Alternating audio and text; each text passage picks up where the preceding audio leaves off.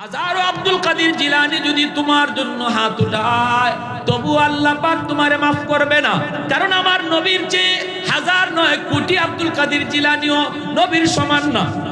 যেখানে নবীর সুপারিশটা আল্লাহ কবুল করলো না, সেখানে আমি আমার পীর সাহেবের দরবারে গরু নিয়ে গেলাম, অথচ মারে খালি কমলা খাওয়াইলাম না, মারে খুশি করলাম না, ফিরে আমি আত্মি খাওয়াইয়া খুশি করলাম। আল্লাহ খুশি হয় না, আল্লাহ খুশি হয় না। আল্লাহ কই বান্দা বাপ মারে খুশি করলে আমি আল্লাহ খুশি হয়ে যাই। নবী ডাক দিয়ে কই সাহাবীরা রে, আমাকে আল্লাহ দেখাইছে এই কবরের ভিতরে একটা যুবক আগুনে পুড়তেছে আর মা মা কয়ে চিৎকার করে কাঁদতেছে, সাপের কামড় খাইতেছে। আমি নবী একটু তার জন্য সুপারিশ করব, তোমরা আমার সাথে আমিন আমিন বলবা। সাহাবায়ে কেরাম নবীর সাথে আমিন আমিন বলছেন, কিন্তু যুবকের আযাব বন্ধ হয় না। নবী আবারও হাত উঠাইছেন, আযাব বন্ধ হয় না। আবারও নবী হাত উঠাইছেন, আযাব বন্ধ হয় না। এবার নবী জানতে চাইলেন, মালিক ঘটনা কি? আমার হাতের দাম তোমার দরবারে কমে গেল নাকি? আমি কি কোনো সমস্যা করেছি? আমি কি কোনো ভুল করেছি? আল্লাহ পাক কয়, না বন্ধু, তোমার কোনো ভুল হয় নাই, হাতের দামও কমে যায় নাই, তোমার হাতের দামও কমে যায় নাই। গন্ডগোল হলো অন্য জায়গায়। মার কলিজায় ব্যথা, মা এখনো দুনিয়ায় জীবিত, মরণের সময়টাতেও মা ছেলেরে মাপ দেয় নাই। মার কলিজায় ব্যথা দিয়ে সন্তান কবরে চলে আসছে। এই যুবক কেউ জানে না কে কবরে আগে যায়, মা আগে যায় নাকি ছেলে আগে যায়, বাপ আগে যায় নাকি ছেলে আগে যায়। দুনিয়া আসার সময় সিরিয়াল মেনটেন হয়, যাবার কোনো সিরিয়াল নাই। সন্তান আগে যাবে না বাপ যাবে, দাদা আগে যাবে না নাতি আগে যাবে, কেউ জানে না, কেউ জানে না। মার কলিজায় ব্যথা, এই ব্যথা রাইকেই ছেলে মার কাছ থেকে মাপ না লইয়া, মার কলিজায় ব্যথা দিয়া, মার কলিজা খুশি না কইরা সন্তান মরণের ঘাটে এই অবস্থায় মা তারে মাপ দিছে না। বন্ধু, যতক্ষণ পর্যন্ত এই মার কলিজার কষ্ট দূর না হবে, আমি আল্লাহ তার আযাব বন্ধ করব না। নবী কয়, মালিক আমাকে রহমতের নবী বলেছো, রহমতের নবী কবরের পার দিয়া যাবে আর কবরের ভিতরে আযাব হবে। হয় না গো মালিক, হয় না, হয় না। আল্লাহ পাক রব্বুল আলামিন কয়, মায় মাফ না করলে আমি মাফ করব না। বন্ধু, তোমার সুপারিশ কবুল করব না। অতএব বলো দেখি, মার কলিজায় বাবার কলিজায় ব্যথা দিয়া আব্দুল কাদের জিলানী মঈনুদ্দিন চিশতিরে তোমার ঘরে যদি দাওয়াত খাওয়াইতে আনো, একজন দুইজন না, হাজারো আব্দুল কাদের জিলানী যদি তোমার জন্য হাত উঠায় তবু আল্লাহ পাক তোমারে মাফ করবে না, কারণ আমার নবীর চেয়ে হাজার নয় কোটি আব্দুল কাদের জিলানীও নবীর সমান না। যেখানে নবীর সুপারিশটা আল্লাহ কবুল করলো না, সেখানে আমি আমার পীর সাহেবের দরবারে গরু নিয়ে গেলাম, অথচ মারে খালি কমলা খাওয়াইলাম না, মারে খুশি করলাম না, ফিরে আমি আত্মি খাওয়াইয়া খুশি করলাম। আল্লাহ খুশি হয় না, আল্লাহ খুশি হয় না। আল্লাহ কই বান্দা বাপ মারে খুশি করলে আমি আল্লাহ খুশি হয়ে যাই। রাসূলের মাধ্যমে আল্লাহ জানায় দিছে, রাদার রাব্বি ফি রাদাল ওয়ালিদাইন ওয়া সাখাতুর রাব্বি ফি সাখাতিল ওয়ালিদাইন। এজন্য মায়ার নবী দয়ার নবী কয়, সাহাবীরা তাড়াতাড়ি করে যাও, তার মাকে যাই আমার সালাম জানাও। সাহাবায়ে কেরাম মহিলাকে সালাম জানাইলেন। মহিলা নবীর কাছে আসলে পরে নবী কই, মা গো, কবরটা তুমি চিনছনি? মহিলা কই, চিনছি গো নবী, আমার সন্তানের কবর। আল্লাহ নবী কই, মা সন্তান বুঝি তোমারে কষ্ট দিয়েছে গো, সন্তান বুঝি তোমারে অনেক কষ্ট দিছে, তুমি তারে মাপ দাও নাই, এজন্য কবরে আযাব ভোগ করতেছে। আল্লাহ আমারে অন্তর চোখে দেখায়া দিছে, কবরের আযাব আল্লাহ মানুষে দেখায় না। যদি আল্লাহ কবরের আযাব মানুষে দেখাইতো রে যুবক, রাতের বেলা কবরের পাশ দিয়া তুমি এখন যাও, দিনের বেলাও কেউ কবরের পাশ দিয়া যাইতো না। যদি মানুষকে আল্লাহ কবরের আযাব দেখাইতো, তাহলে মা মরলে পরে মার লাশ নিয়ে সন্তান কবরে যাইতো না, বাবার লাশ নিয়ে সন্তান কবরে যাইতো না। কবর দেখা যায় দূর, এর দূরের ভিতরে কেউ বাড়িঘর বানাইতো না, দুনিয়ার নিজাম পাল্টে যাইতো, দুনিয়া অচল হয়ে যাইতো। এজন্যই আল্লাহ পাক কবরের আযাব মানুষের চোখের আড়াল করে রাখছে। মানুষের চোখের আড়াল করে আল্লাহ দুনিয়ার ব্যবস্থাপনা ঠিক রাখছে, কিন্তু আল্লাহ আমার নবীর অন্তর চোখে দেখায় দিছে। নবীজি দেখতেছেন আর বলতেছেন, মা তুমি তারে মাফ না করলে আল্লাহ তারে মাফ দিত না। আমি একবার না 3 বার তার জন্য সুপারিশ করছি, আল্লাহ আমার সুপারিশ কবুল করে না। মাগো আমি নবী তোমার কাছে সুপারিশ করি, সন্তানটারে মাফ করে দাও। চিল্লায় চিল্লায় মা মা কইয়া কাঁদতেছে, কবরে তুমি দেখো না আমি দেখতেছি। মা কয়, নবী গো কেমনে মাপ দিব গো নবী, কেমনে রে মাপ দিব? এই বউয়ের কোথায় প্রতি রাত আমারে মারছে, এখনো আমার পিঠে মাইরের দাগ আছে, কেমনে রে মাপ দিব? মার দিল শক্ত হয়ে গেছে, কয় না আমি আরে মাপ দিব না। রহমতের নবী তিনি তো এইভাবে ফালাইয়া যাইতে পারেন না। নবী যে এইবার আল্লাহর কাছে কোন মালিক এখন আমি কি করব? মার দিল তো শক্ত হয়ে গেছে, মায়ের তো মাপ দিত না। আল্লাহ কেমনে কি করি আমার বুঝে আসে না গো, তবে মার দিলটা নরম করা দরকার। আযাবটা আমাকে তুমি যেইভাবে দেখায় দিছো, এইভাবে তার মারেও আযাবটা দেখায়া দাও। কারণ আমি নবীর বিশ্বাস, মা যদি ছেলের কবরে আযাব দেখে তাহলে মার দিল নরম হয়ে যাবে। হক 2 প্রকার, একটা হলো আল্লাহর হক, আর একটা হলো বান্দার হক। একটা আল্লাহর হক, এটারে হকুল্লাহ কয়, আর বান্দার হক যেটা এটারে হকুল ইবাদ কয়। আল্লাহর হক আর বান্দার হক, এই দুটা হকের মধ্যে বেশি খতরনাক, বড় ভয়ঙ্কর, বড় জটিল হলো বান্দার হক। আল্লাহর হক যদি কেউ নষ্ট করে, আল্লাহ চাইলে তারা দয়া করে মাফ করে দিতে পারে। এখন তো নামাজ কাজা হইছে, আল্লাহ চাইলে তারা মাফ করে দিতে পারে, এটা আল্লাহর দয়া। হাসরের মাঠে বহু উসিলায় আল্লাহ তার বহু বান্দা বান্দিরে মাফ করে দিবে। যেমন এই মাহফিলে বসার উসিলায় বহু মানুষ আল্লাহ মাফ দিব। মাহফিলও বইছিল, নিয়ত ছিল আল্লাহরে খুশি করা। হাদিস শরীফে রাসূল বলেন, মাহফিল শেষ হয় রহমতের ফেরেশতারাও যায়, যারা এতক্ষণ পর্যন্ত এই মাহফিলের পাহারাদারি করছে। আল্লাহ তাদেরকে জিজ্ঞেস করে, কোথায় ছিল? আল্লাহ ওই যে দুনিয়ার অমুক জায়গায়, মনে করেন রামশ্রী, এই মাহফিলের কথাই কইব ফেরেশতারা যে আমরা এই মাহফিলের চতুর্দিকে পাহারাদার ছিলাম, তোমার বান্দারা বাড়ি থেকে গেছে মাহফিল শেষ করে, আমরাও আইছি আমাদের বাড়িতে। আল্লাহ তখন বলবেন, আমার বান্দাদেরকে এই শীতের মাঝে বইয়া বইয়া কি চাইতে শুনছো, কেনই কষ্ট করছো, কি উদ্দেশ্যে গেছিল? ফেরেশতারা বলবে, মালিক যতদূর দেখলাম, যতদূর বুঝলাম, ওরা সবাই তোমার কাছে জান্নাত চায়, জাহান্নাম থেকে বাঁচতে চায়। আল্লাহ পাক তখন বলবেন, তারা কি জান্নাত দেখছেনি? ফেরেশতারা বলবে, না গো মালিক, ওরা জান্নাত দেখে নাই। জাহান্নাম ওরা দেখছেনি? কয় না, জাহান্নাম ওরা দেখে নাই। আল্লাহ পাক তখন বলবেন, আমার যেই সকল বান্দারা জান্নাতের সুখ শান্তি দেখলো না, জাহান্নামের আযাব গজব নিজের চোখে দেখলো না, এরপর বসে বসে আমি আল্লাহর কাছে জান্নাত চাইলো, তোমরা ফেরেশতারা সাক্ষী থাকো, আমার ওই সকল বান্দাদের জন্য আমি জান্নাতের ফয়সালা দিয়ে দিলাম। ফেরেশতারা বলবে, মালিক সবাইকে তুমি মাফ করে দিয়েছো। আল্লাহ বলবেন, হ্যাঁ সবাইরে মাফ করে দিয়েছি।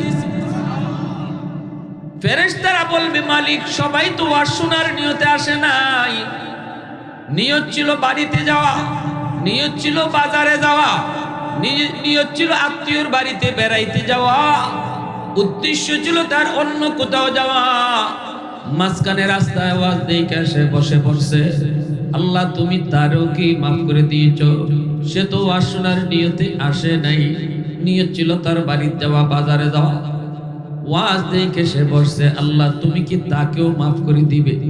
রব্বুল আলামিন তখন বলবে, ফেরেশতারা শুন, হুমুল জালিসুলা ইয়াশকা জালিসুহু, এটা এমন এক বরকতি মজলিস, এই মজলিসে যেই বসে আমি তারই মাফ করে দেই। वहदत की हिफाजत नहीं बेक़ुव्वत बाजू, वहदत की हिफाजत नहीं बेक़ुव्वत बाजू, आती नहीं कुछ काम है अक्ल खुदा दा, आती नहीं कुछ काम है अक्ल खुदा दा। ऐ मर्द खुदा तुझको कुव्वत नहीं हासिल, जा बैठी किसी गार में अल्लाह को करिया, ये सच है कि बातिल की तरफदार नहीं हम, गद्दार न समझो हम गद्दार नहीं हम, फूलों की तरह नरम मिजाज अपना नाज़र, हम तीर नहीं नेज़ा व तलवार नहीं हम, हम तीर नहीं नेज़ा व तलवार नहीं हाँ। मुसलमाনের আওয়াজে বলি আল্লাহু আকবার। আমার ভাইরা বন্ধুরা জন্য বলতেছিলাম, যুবক একটু দিলটা নরম করে কথাগুলি বোঝার চেষ্টা করো। এই মানুষগুলাকে আল্লাহ পাক মাফ করে দিবে। শহীদ আল্লাহ রাস্তায় শাহাদত বরণ করেছে, তারও আল্লাহ শাহাদতের কারণে মাফ করবে। কিন্তু আল্লাহ যতই মাফ করবে, সব মাফ করা হবে আল্লাহর হক। কিন্তু যদি মানুষকে কোনো কষ্ট দিয়ে থাকো, কোনো মানুষের হক তুমি নষ্ট করে থাকো, কোনো মানুষকে অন্যায়ভাবে তুমি জুলুম করে থাকো, মনে রাখবা এই বিষয়টা আল্লাহ কখনো মাফ দিবেন না। পরিষ্কার আল্লাহ বলবেন, বান্দা আমি ব্যাপারে কিছু জানি না, এই বিষয়টা আমার অমুক বান্দার সাথে জড়িত। দুনিয়াতে মার হক নষ্ট করেছ, বাবার হক নষ্ট করেছ, স্ত্রীর হক নষ্ট করেছ, ভাইয়ের হক নষ্ট করেছ, প্রতিবেশীর হক মাইরা খাইছো, গ্রামের মানুষের হক মাইরা খাইছো, অমুক মানুষের তমুক মানুষের। আল্লাহ পাক বলবে বিষয়টা আমার না, বিষয়টা যার তার সাথে তুমি মামলা ডিসমিস করো। ওই দিন ওই মানুষটার সাথে মামলা ডিসমিস না কইরা কোন মানুষ তার জীবনের নামাজ, তার জীবনের রোজা, তার জীবনের হজ, তার জীবনের উমরা, তার জীবনের লক্ষ লক্ষ টাকা দান সদকা এগুলা লইয়াও সে জান্নাত পাবে না, যতক্ষণ পর্যন্ত মানুষের মামলা ডিসমিস না হবে। কঠিন বিষয়টা কঠিন। আল্লাহ পাক সব জানাই দিবে, আমি জানি না। আমার হক নষ্ট করেছো, যাও আমি মাফ করে দিলাম, কিন্তু মানুষের হক যা নষ্ট করেছো এই ব্যাপারে আমি আল্লাহ কিছু জানি না, তুমি মামলা ডিসমিস করো। আমাদের সমাজে আবার কিছু পুরুষ আছে স্ত্রীর উপরে জুলুম করে, নির্যাতন করে, বউর উপরে টর্চারিং করে, গালাগালি করে, হাত উঠায়, এটাও কিন্তু মামলা। কারণ দুর্বলের মামলা, ঘরের ভিতরে আমার স্ত্রী হলো সবচেয়ে বেশি দুর্বল। এই যুবক, মদিনার মসজিদে আমার নবী দয়ার নবীর একটা ঘটনা শুনো, অনেক মর্মান্তিক একটা ঘটনা, বড় কষ্টের একটা ঘটনা। নবীজি ইন্তেকালের আগ মুহূর্তে নবীজি বুঝে গেলেন হয়তো দুনিয়ায় আর বেশি দিন বাঁচবেন না। নবীজি একদিন মসজিদে নববীর মিম্বরে বৈশা নবী কয়, সাহাবীরা রে, ও সাহাবীরা শুনো, হয়তো আমি নবী আর দুনিয়ায় বেশি দিন বাঁচবো না। আমার কাছে তোমাদের কারো কোনো পাওনা যদি তাকে বলো, কারো কোনো পাওনা যদি তাকে বলো, আমি পাওনাটা পরিশোধ করে দিতে চাই। কারণ কারো মানুষের হক আল্লাহ পাক কিয়ামতের ময়দানে মাপ দিবে না। এমনকি আমি নবীর কাছেও যদি তোমাদের কারো কোনো পাওনা থাকে রে, আল্লাহ এই ব্যাপারেও কোনো ছাড় দিবে না। এজন্যই বলি, আসনি এমন কেউ আমার কাছে তোমাদের কোনো পাওনা, অথবা আমি তোমাদের কারোকে কষ্ট দিয়েছি, কারো উপরে জুলুম করেছি, জান্না অজান্না তুমি মনের ভিতরে কষ্ট রাখছো, অথচ আমি জানি না তুমি আমাকে মাপ দেও নেই, এমন কেউ আসুনি একটু কও, তাড়াতাড়ি দাঁড়াও দাঁড়াও। সাহাবায়ে কেরাম কই, নবী গো, না গো নবী, আমাদের মনের ভিতরে আপনার প্রতি কোনো অভিযোগ নাই, আপনার প্রতি আমাদের কোনো অভিযোগ নাই, কোনো পাওনা নাই। সাহাবী কই, নবী গো, একদিন আপনি ঘোড়ার পিঠে উঠছেন, চাবুক মারবেন, আমি আপনার ঘোড়ার পাশেই দাঁড়ানো ছিলাম, চাবুকটা ঘোড়ার পিঠে পড়ছে না পড়ছে আমার পিঠে, আমার পিঠে চাবুকটা পড়ছে গো নবী। এই চাবুকটা আমার পিঠে পড়ছে, এই চাবুকের বাড়িটা আপনার কাছে আমার পাওনা। আল্লাহু আকবার, জোরে বলুন। মদিনার মসজিদ নীরব, হওয়ারই তো কথা নীরব, নিস্তব্ধ হয়ে গেল। সাহাবী নবীর পিঠে বাড়ি দিতে চায়, চাবুক মারতে চায়। সাহাবীরা নবীর, আল্লাহ নবীর পাশেই সাহাবীরা দাঁড়ানো। নবী তখন বলে, আসো, দ্রুত আসো, হাতে চাবুক নাও। আমি নবীর পিঠে আমি যেভাবে মারছি এইভাবেই তুমি মারো। সাহাবী দাঁড়ায় গেছেন চাবুক মারার জন্য। নবীর পাশে আসবেন, আবু বকর সামনে যায় দাঁড়ায়। ভাই, তুই এটা কি করো?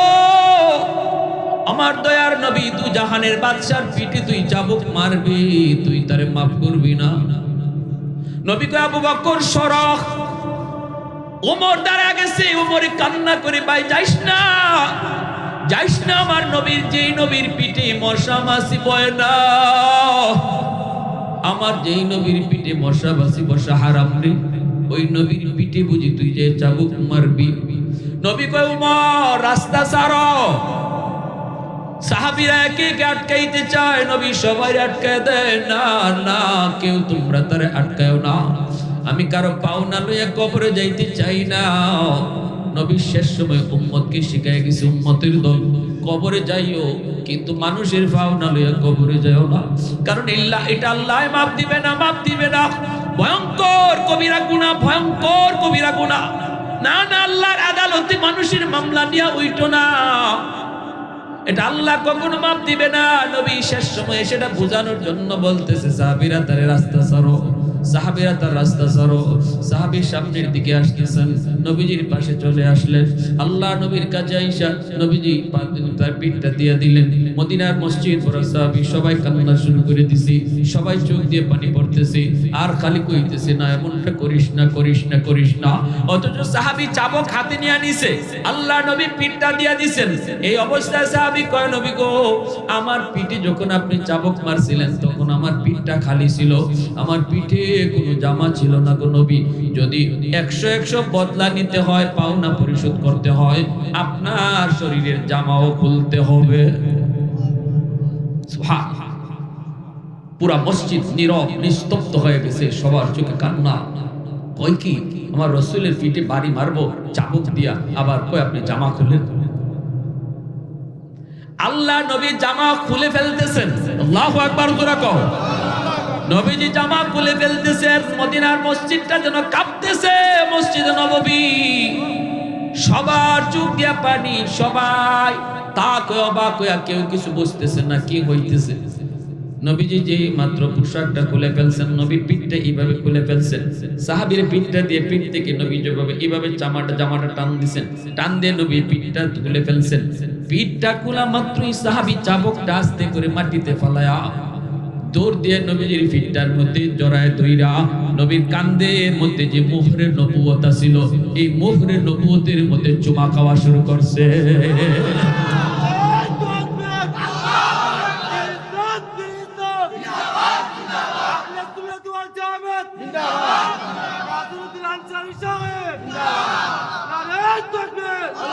कौनैन मुख्तार खुदा तुमको बनाया, कौनैन मुख्तार खुदा तुमको बनाया, उम्मत का निगाहबान खुदा तुमको बनाया, उम्मत का निगाहबान खुदा तुमको बनाया।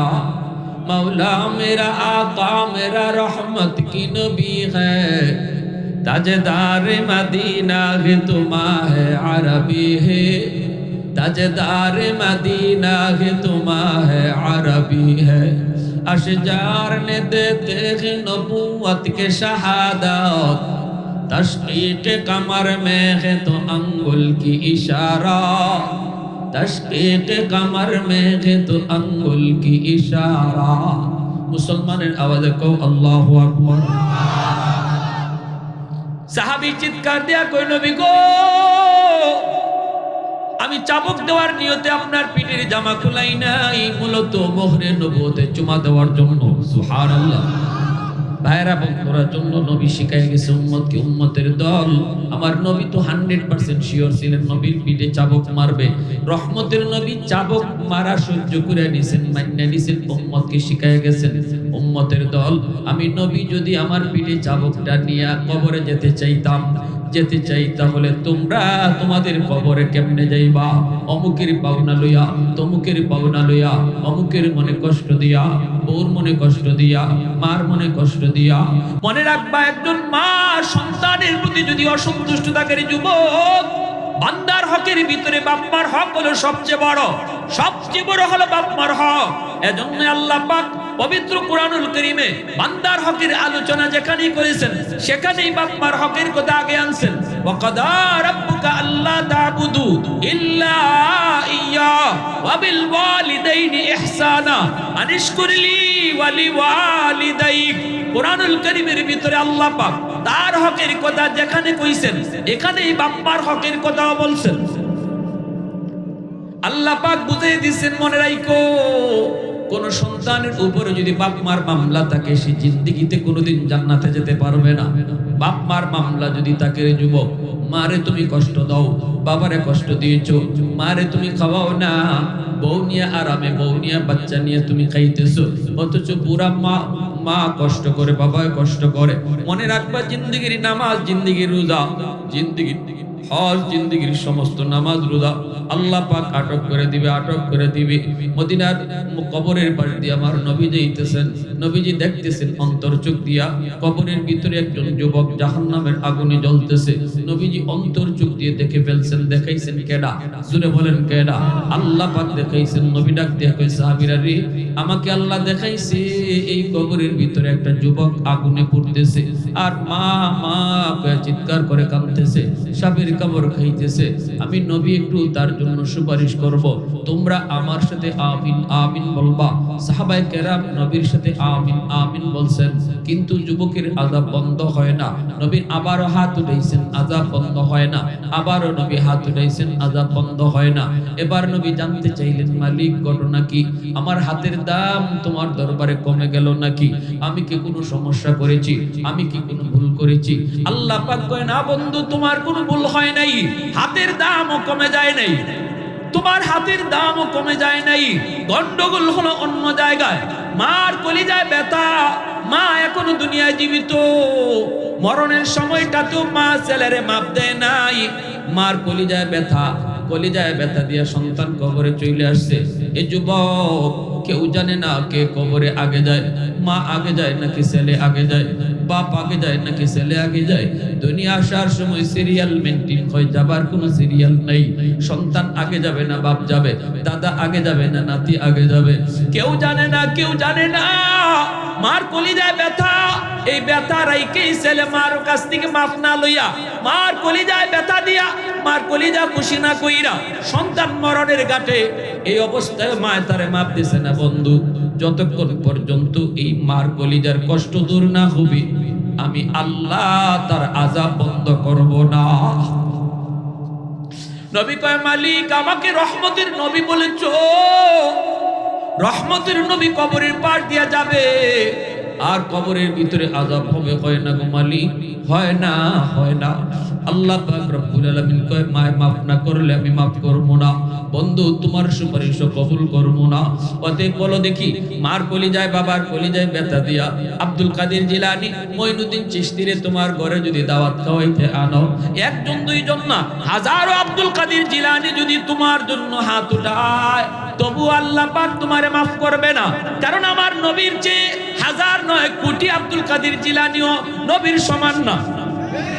যেখানে নবীর সুপারিশটা আল্লাহ কবুল করলো না, সেখানে আমি আমার পীর সাহেবের দরবারে গরু নিয়ে গেলাম, অথচ মারে খালি কমলা খাওয়াইলাম না, মারে খুশি করলাম না, ফিরে আমি আত্মি খাওয়াইয়া খুশি করলাম। আল্লাহ খুশি হয় না, আল্লাহ খুশি হয় না। আল্লাহ কই, বান্দা বাপ মারে খুশি করলে আমি আল্লাহ খুশি হয়ে যাই। রসুলের মাধ্যমে আল্লাহ জানায় দিছে, রিদার রাব্বি ফি রিদাল ওয়ালিদাইন ওয়া সাখাতুর রাব্বি ফি সাখাতিল ওয়ালিদাইন। এজন্য মায়ার নবী, দয়ার নবী কয়, সাহাবীরা তাড়াতাড়ি করে যাও, তার মাকে যাই আমার সালাম জানাও। সাহাবায়ে কেরাম মহিলাকে সালাম জানাইলেন। মহিলা নবীর কাছে আসলে পরে নবী কই, মা গো, কবরটা তুমি চিনছনি? মহিলা কই, চিনছি গো নবী, আমার সন্তানের কবর। আল্লাহ নবী কই, মা, সন্তান বুঝি তোমারে কষ্ট দিয়েছে গো, সন্তান বুঝি তোমারে অনেক কষ্ট দিছে, তুমি তারে মাপ দাও নাই, এজন্য কবরে আযাব ভোগ করতেছে। আল্লাহ আমারে অন্তর চোখে দেখায়া দিছে, কবরের আযাব আল্লাহ মানুষে দেখায় না। যদি আল্লাহ কবরের আযাব মানুষে দেখাইতো রে যুবক, রাতের বেলা কবরের পাশ দিয়া তুমি এখন যাও, দিনের বেলাও কেউ কবরের পাশ দিয়া যাইতো না। যদি মানুষকে আল্লাহ কবরের আযাব দেখাইতো, তাহলে মা মরলে পরে মার লাশ নিয়ে সন্তান কবরে যাইতো না, বাবার লাশ নিয়ে সন্তান কবরে যাইতো না। কবর দেখা যায় দূর, এর দূরের ভিতরে কেউ বাড়িঘর বানাইতো না, দুনিয়ার নিজাম পাল্টে যাইতো, দুনিয়া অচল হয়ে যাইতো। এজন্যই আল্লাহ পাক কবরের আযাব মানুষের চোখের আড়াল করে রাখছে, মানুষের চোখের আড়াল করে আল্লাহ দুনিয়ার ব্যবস্থাপনা ঠিক রাখছে। কিন্তু আল্লাহ আমার নবীর অন্তর চোখে দেখায় দিছে। নবীজি দেখতেছেন আর বলতেছেন, মা, তুমি তারে মাফ না করলে আল্লাহ তারে মাফ দিত না। আমি একবার না 3 বার তার জন্য সুপারিশ করছি, আল্লাহ আমার সুপারিশ কবুল করে না। মা গো, আমি নবী তোমার কাছে সুপারিশ করি, সন্তানটারে মাফ করে দাও। চিল্লায় চিল্লায় মা মা কইয়া কাঁদতেছে কবরে, তুমি দেখো না আমি দেখতেছি। মা কয়, নবী গো, কেমনে মাপ দিব গো নবী, কেমনে রে মাপ দিব? এই বউয়ের কোথায় প্রতি রাত আমারে মারছে, এখনো আমার পিঠে মাইরের দাগ আছে, কেমনে রে মাপ দিব? মার দিল শক্ত হয়ে গেছে, কয় না আমি আরে মাপ দিব না। রহমতের নবী, তিনি তো এইভাবে ফালাইয়া যাইতে পারেন না। নবী যে এইবার আল্লাহর কাছে কোন, মালিক এখন আমি কি করব? মার দিল তো শক্ত হয়ে গেছে, মায়ের তো মাপ দিত না। আল্লাহ কেমনে কি করি আমার বুঝে আসে না গো, তবে মার দিলটা নরম করা দরকার। আযাবটা আমাকে তুমি যেইভাবে দেখায় দিছো, এইভাবে তার মারেও আযাবটা দেখায়া দাও। কারণ আমি নবীর বিশ্বাস, মা যদি ছেলের কবরে আযাব দেখে তাহলে মার দিল নরম হয়ে যাবে। আল্লাহ কই, বন্ধু তোমার এই সুপারিশটা আমি কবুল করলাম। সাথে সাথে কবরের আযাবের দৃশ্য আল্লাহ পাক নবীরে যেইভাবে দেখাইছে, এইভাবে মার চোখেও আল্লাহ দেখায় দিছে। এখন নবীও দেখতেছে, মায়ও দেখতেছে, সাহাবীরা আর কেউ দেখে না। মা যেই মাত্র দেখছে ছেলের আযাব, আগুনে পুরার দৃশ্য আর মা মা কে চিৎকার করার আওয়াজ, সাথে সাথে মার দিলটা নরম হয়ে গেছে। মা ডাক দেয়া কই, নবী গো, আমি মাফ করে দিয়েছি। সাথে সাথে আল্লাহ আযাবও বন্ধ করে দিয়েছে। এজন্য বলি যুবক, দুনিয়া কার কলিজায় ব্যথা দিয়া কারে খুশি করতেছো? দুনিয়ার সব মানুষে খুশি করে লাইলেও আল্লাহ খুশি হবে না যদি বাপ মা খুশি না থাকে। শ্বশুর শাশুড়িরে খুশি করো, আপত্তি নাই, কিন্তু শ্বশুর শাশুড়ি খুশি থাকলে আল্লাহ খুশি, এমন হাদিস আমরা পাই নাই। হাদিস পেয়েছি, বাপ মা খুশি থাকলে আল্লাহ খুশি। হক্কানি পীর বুজুর্গকে খুশি করো, অসুবিধা নাই। খাঁটি আল্লাহ ওয়ালাদেরকে খুশি করো, আল্লাহ খুশি হয়। কিন্তু হাদিস আমরা পেয়েছি, বাপ মা খুশি থাকলে আল্লাহ খুশি। এজন্য বলি যুবক, হকুল ইবাদের ভিতরে বাপ মার হকটা আল্লাহ পাক সবার আগে আনছেন, সবচেয়ে বেশি গুরুত্ব দিয়েছেন। সাবধান, মানুষের হক নিয়ে কেউ চিনিমিনি খেলবা না। আল্লাহ কখনো এটা মাপ দিবে না, মাপ দিবে না। আল্লাহ তার নিজের হক কেউ নষ্ট করলে মাফ করে, কিন্তু বান্দার হক নষ্ট করলে আল্লাহ মাফ দেয়। বড় ভাই ওই ছোট ভাইরে ঠকাইছো, মনে রাখো, মনে রাখো, যে যারে ঠকাইতেছো, যদ্দুরি লাভ করছো, এই লাভের এক আনা লইয়াও কেউ কবরে যাইতে না, ঠিক না? যেই সন্তান রে মানুষে ঠকাইয়া সম্পদ দিয়া গেছো, এই সন্তান যদি তুমি যা ঠকাইছো এগুলা যদি মানুষে ফেরত না দেয়, বাপে যা অন্যায় করছে এগুলা যদি সন্তান মানুষে বুঝায় না দেয়, কিয়ামতের আগেও আজীবন কবরের আগুন নিভবে না। জিয়াফত কইরা কোটি কোটি টাকা গরু জবাই কইরা মানুষে খাওয়াও, বাপের আগুন নিভবে না। ফাওনা মানুষের উপরে বাবা যদি কোনো জুলুম করে থাকে, কারো হক নষ্ট করে থাকে, এজন্য আল্লাহ রাসূল কইছে আদর্শ সন্তানের একটা পরিচয়, নেক সন্তানের একটা পরিচয় হলো বাবা মারা যাওয়ার পর বাবার দ্বারা কারো হক নষ্ট হয়েছে কিনা এটা খুঁজে দেখতো, দেখিয়া যদি এখানা পয়সাও বাবা কারো নষ্ট করে থাকে, আদর্শ সন্তান আর নেক সন্তানের আলামত হলো সে এই পাওনাটা পরিশোধ করত। ইনফাযু আহদিহিমা মিন বাদিহিমা, আল্লাহ রাসূল বলছেন এটা একজন নেক সন্তানের পরিচয়। জিয়াফত পরে করো, গরু জবাই করে আত্মীয় জবাই করে মানুষে পরে খাওয়াও, আগে দেখো তোমার বাপে তোমার ফুফুদের সম্পদ নষ্ট করছে কিনা, ফুফুদের হক দিছে কিনা। যদি ফুফুদের হক না দিয়া থাকে ফুফুরে ডাকো, ফুফাতো ভাই বোনরে ডাকো, ফুফু না থাকলে ফুফাতো ভাই বোনরে ডাকো, ডাকিয়া তাড়াতাড়ি ফুফুরে বুঝাই দাও। কারণ তোমার আব্বাই হয়তো বইন্ডারে এইভাবে ঠকাইছে, কবর ফাইটে যাইব কথা কইয়া। তুমি আদর্শ বাবা হইলে, নেক সন্তান হইলে এই সম্পদটা ফিরাই দাও, নাইলে কবরের আগুন নিবে না, কোনদিন নিবে না। আল্লাহ আমাদের সহি বুঝ দান করেন, সবাই বলেন আমিন, আরো জোরে বলেন আমিন, আরো জোরে বলেন আমিন। তাহলে সব সময় আমরা মানুষের হকের দিকে নজর রাখবো তো ইনশাআল্লাহ, জোরে বলেন ইনশাআল্লাহ রাখবো তো। নিজের আত্মীয় স্বজন যারা আছে, যার যতটুকু পাওনা, এই পাওনাটা পরিপূর্ণভাবে বুঝাই দিব। মনে রাখবেন এই জীবন জীবন নয়, মরণের পরের জীবনটাই আসল জীবন। এ জীবন জীবন নয়, আজ নয় কাল, এখন নয় তখন, যে কোনো মুহূর্তে ডাক আসতে পারে। আল্লাহ আমাদেরকে সবাই বুঝার এবং সে অনুযায়ী চলার আমল করার তৌফিক আল্লাহ দান করুন।